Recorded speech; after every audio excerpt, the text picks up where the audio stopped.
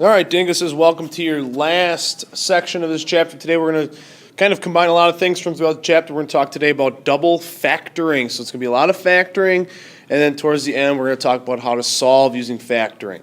So let's jump right into it. All right, let's take a look at our first example. We have 2b squared minus 12b minus 80. So what does double factoring mean? Well, basically we're going to take and make use of two things we've learned throughout this chapter, and that's dealing with factoring. The first thing we learned with factoring is something called a greatest common factor, or a GCF. So the first thing we're going to try to do with these examples is factor out a greatest common factor. So let's take a look. We have 2b squared minus 12b minus 80. Let's try and take out a greatest common factor. So if I look at 2b squared, 12b, and 80. What's a number and or a letter that they all have in common? So the first thing, looking at our first term, I have a 2. So I know that I at least can take out a 2 from here. I have 12b. I know 2 goes into 12, and I know 2 goes into 80. So the first thing I look at, I can see I can take out a 2 from this. Now remember, as we factor that greatest common factor out, we're going to think about what's left behind. So 2 times what would give me 2b squared? That's going to give me b squared. Take out the 2, what's left behind is b squared. Take out 2 from 12. Now remember, I don't get 10, we're thinking multiples. So 2 times what would give me negative 12? That would be negative 6. I didn't take out any letters, so the b stays behind. And then 2 times what would give me 80? In this case, I would have negative 40, so negative 80 in that case. Okay? So what I did first was factored out a greatest common factor. So that's the first step. The second step now is we're going to factor the trinomial. Notice that what's left behind is a trinomial of b squared minus 6b minus 40. So right here, this is looking at section 4 of this chapter, in which we factored trinomials. This GCF is taking a look at section 3. All right, so section 4, here we go, factor trinomial. Again, what I did is I factored out the 2, so I'm going to leave the 2 on the outside. Now what I'm going to do is take this trinomial and factor it into 2 factors that would multiply together to give me that. So remember, here's the process. I have b squared here, so what's going to happen is I'm going to put a b in here and a b here. What I'm going to look for are multiples of a times c. So 2 numbers that multiply to a times 3, or a times c, that add to b. So what's a times c? In this case, notice a is the number in front of b squared. That's a 1. And c is negative 40. So I want factors of negative 40 that add to negative 6. Okay, so think of some factors. You might want to jot down the factors of negative 40 that add to 6. What I can think of right away is 10 and 4. 10 and 4. Now remember, you have a negative 40, so what I'm going to look at here that add the negative 6, one of those 10 and 4 have to be negative, so right away I see it's going to be the 10, so I have b minus 10, and then b plus 4. That would give me, if I just check quickly, b times b would give me b squared, negative 10 and 4 would give me negative 40, so I know that's going to work.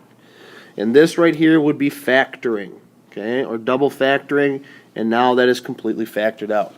So, steps I did here, and you had the little box in your notes. First thing we did is factor out the greatest common factor. In this case, we factored out the number, and then the leftover trinomial is what we factored second. So, double factoring, like Double Dragon, one of my favorite movies from when I was a kid. Factor first, the GCF, and then you're going to factor with the trinomial second. So, that's where we get the double factoring from.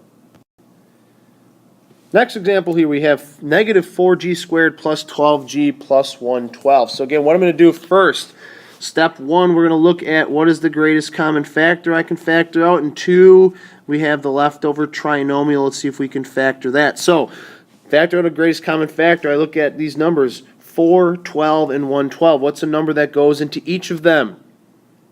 Okay, you should maybe think of a 4. So if I think of a 4, what's left over? Well, 4 times what would give me negative 4g squared would give me negative 1 g squared. I'm going to leave the negative 1 there for a second, okay?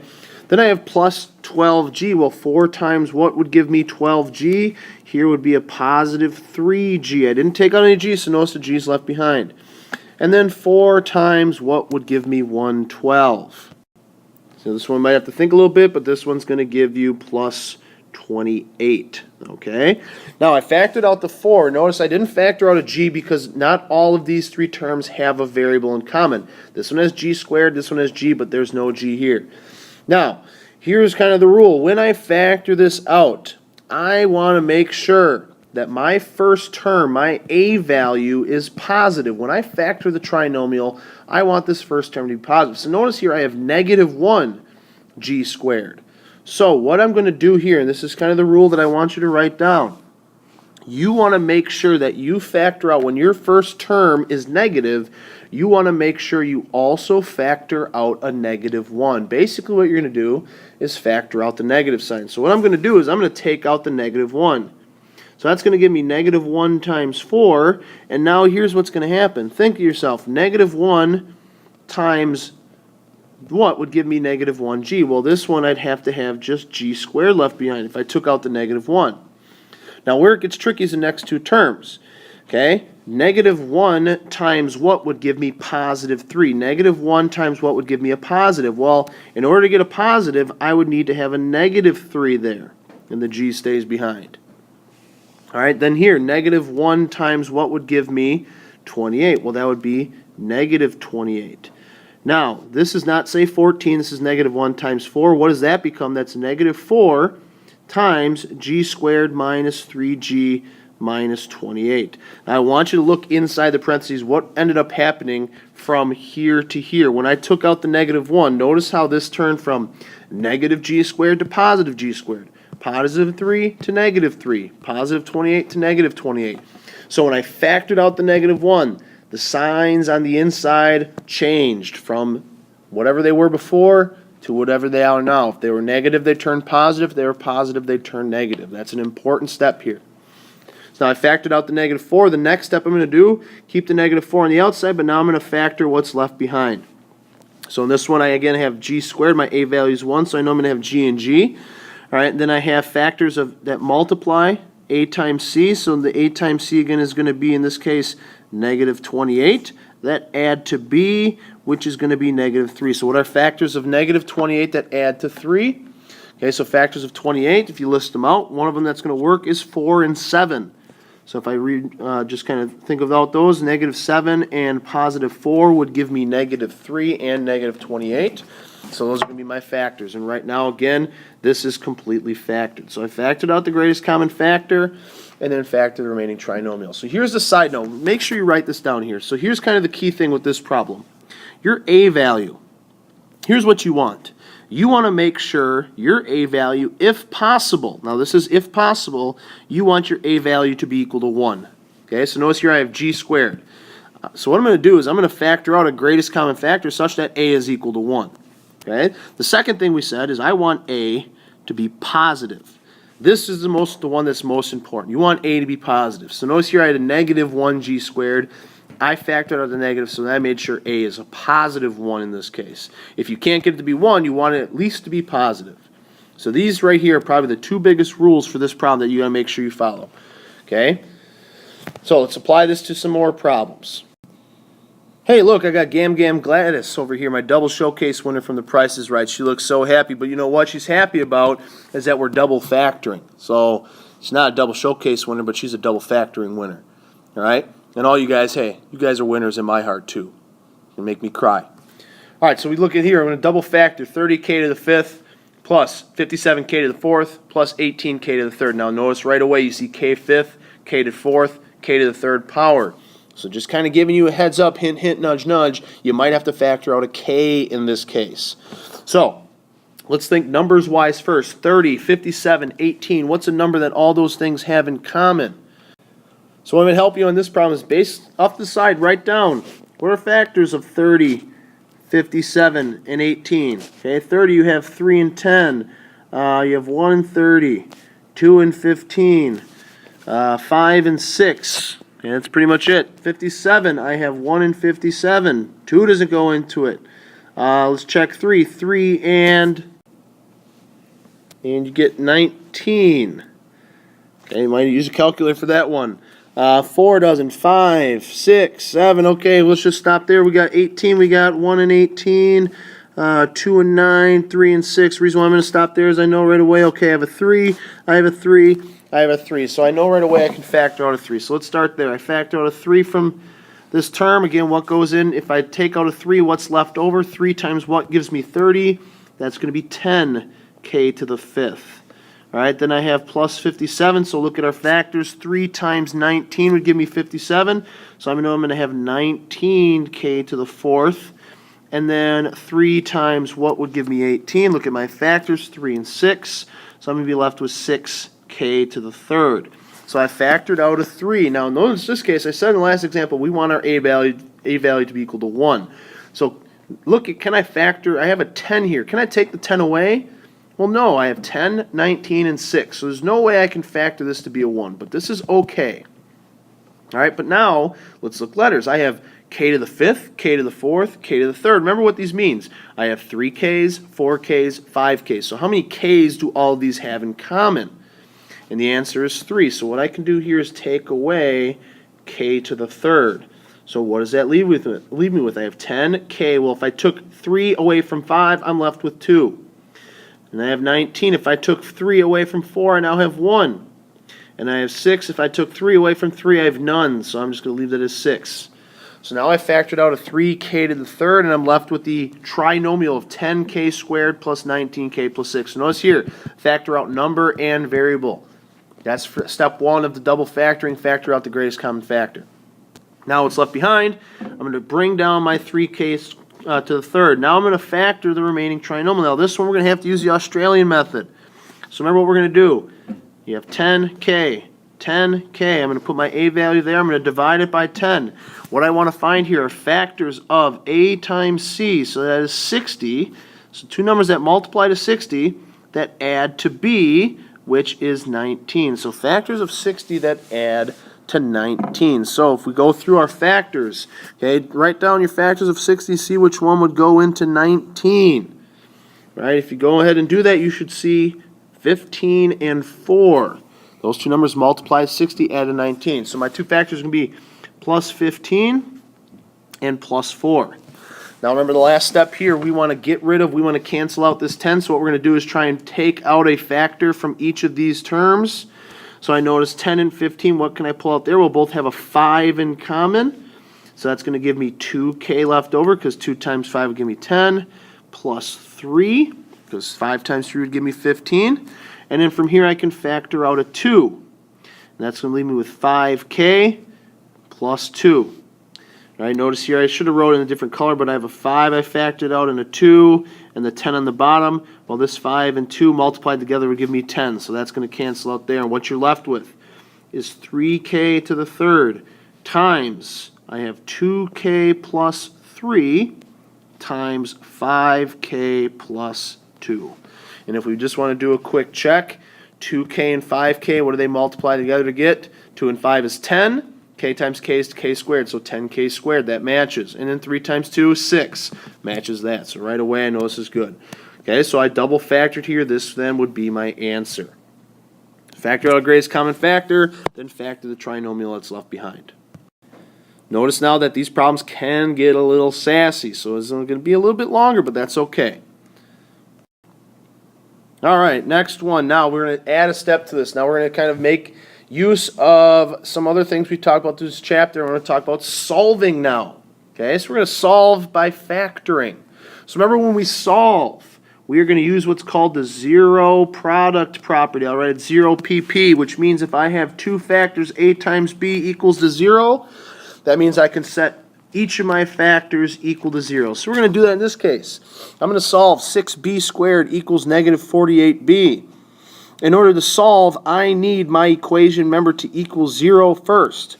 So to equal 0, I'm going to add 48b to the other side. So I'm going to have 6b squared plus 48b equals 0. Okay?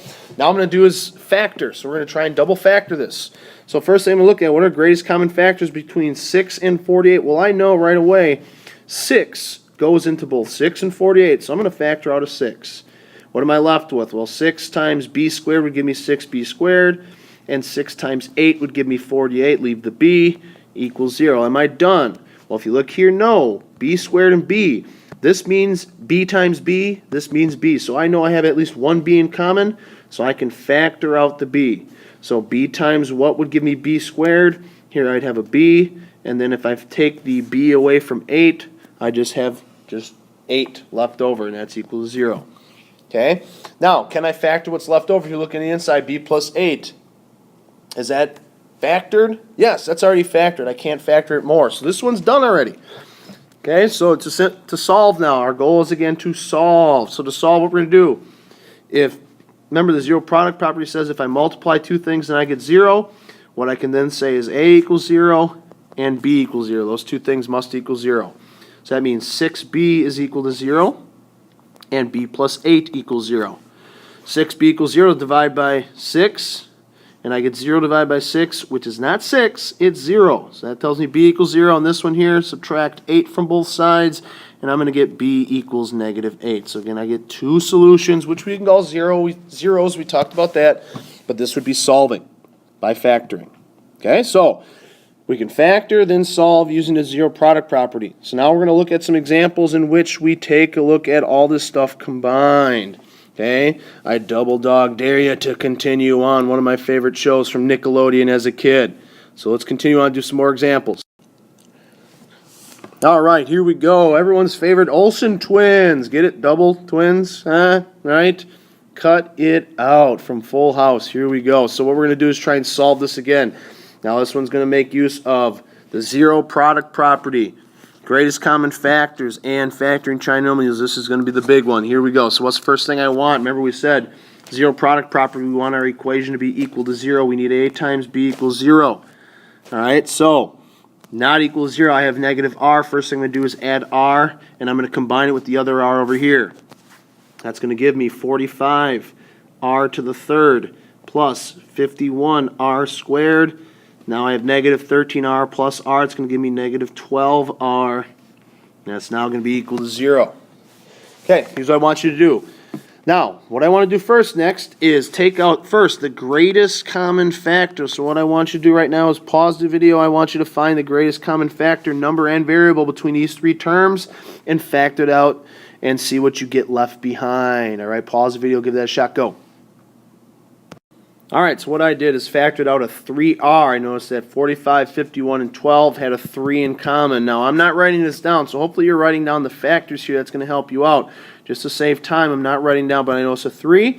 Then I have an r squared, r to the third. They at least all have one r in common.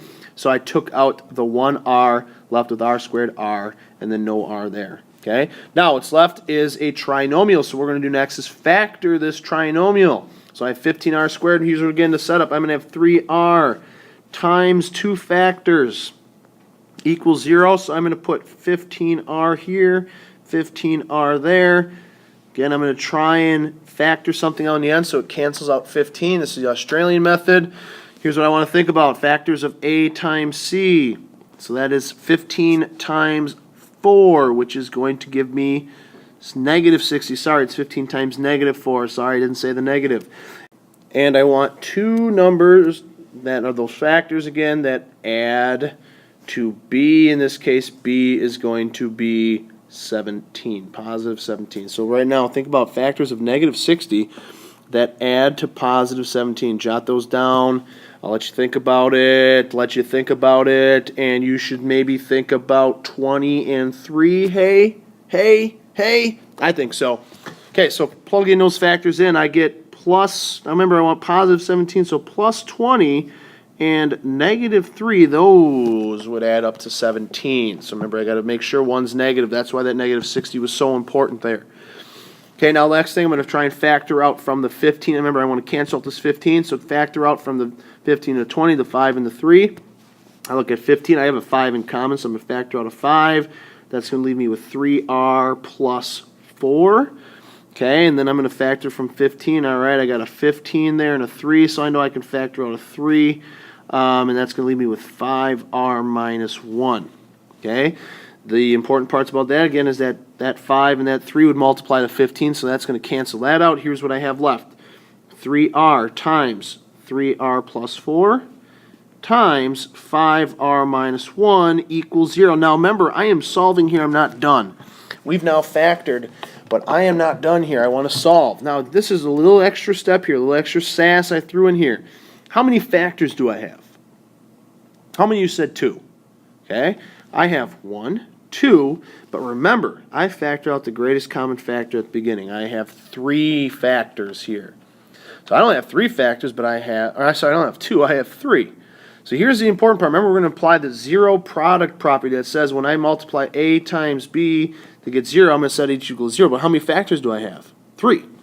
So zero product property says if I take any number of numbers, any number of factors, and they multiply to get 0, so in this case, A times B times C. So if I say A, B, and C equals 0, well, what can I say? I can say A equals 0, B equals 0, and C equals 0.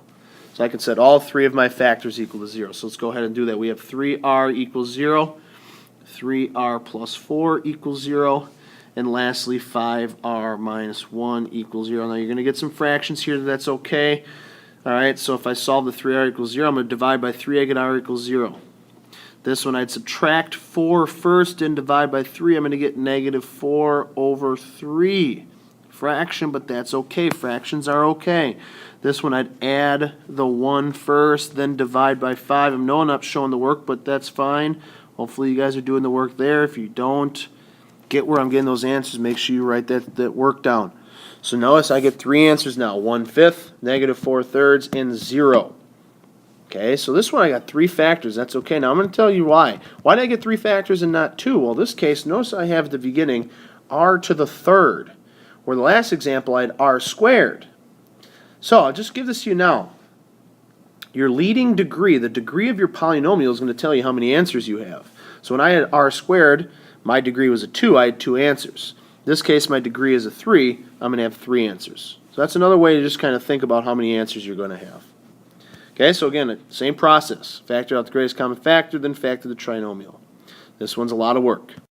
Okay, last example here, I want you to give this one a shot. So all you're going to do with this one is factor, not solving, just factor this one. We got our buddies Phineas and Ferb down here. What the heck are they doing? Well, remember, it's all about double factoring today, but these guys are doing the double Dutch. There's a double Dutch bus running down the street. You know what I'm saying? So why don't you guys give this a try right now? Again, here's what you're going to do. First, take out a greatest common factor. Second, factor the trinomial and see what you get. All right, so I want you right now, pause the video, give this one a shot. All right, Dinglishes, let's see what you got. Now, I showed you here the factors of 24, 76, and 12. So I wrote down the factors. I see that I got a 4 in common. So I know I can factor out a 4, but notice here's what I did. Remember what I said. You have to pay attention here to this. I have negative 24b squared as my first term. So remember what I said a couple slides ago, a couple problems ago, is that when your a value is negative, you want to make sure it's positive. So I didn't factor out just a 4, but notice how I factored out a negative 4. That's very important. Okay? If you didn't factor out the negative 4, got to go back and change that. So I factored out a negative 4. Now, here's what I did. Negative 4 times what would give me negative 24? Here you'd have to be a positive 6. So if I factor out the negative, this becomes a positive. Now here's the tricky part. Negative 76. Negative 4 times what would give me negative 76? Well, if this is negative 4, that means it has to be a positive 19. Negative 4 times positive 19 would give me negative 76. So I factor out a negative, this changed to a positive. Same thing here, negative 12, this must be a positive 3. So remember, when I factor out a negative, the sign of everything is going to switch. All of these were negative, they are now all positive. That's the first tricky part. The rest then, factoring the remaining trinomial, I have 6b, I started 6b and 6b, divide by 6. Found factors of a times c, so factors of 18 that add to 19. I found 18 and 1. 18 times 1 gives you 18, they add to 19. Then I simplified this one, took out a 6, canceled out the 6 on the bottom, left with 1b plus 3. So my factor was negative 4 times 1b plus 3 times 6b plus 1. Okay, a lot of stuff going on in this lesson. There's a lot of things going on that we're combining from previous sections. So hopefully, if you need to, hopefully you got this. If you need to go back and rewatch some things, go back over some next examples, write down questions, please. If you have any questions, write them down. We'll see you in class, kids. Enjoy.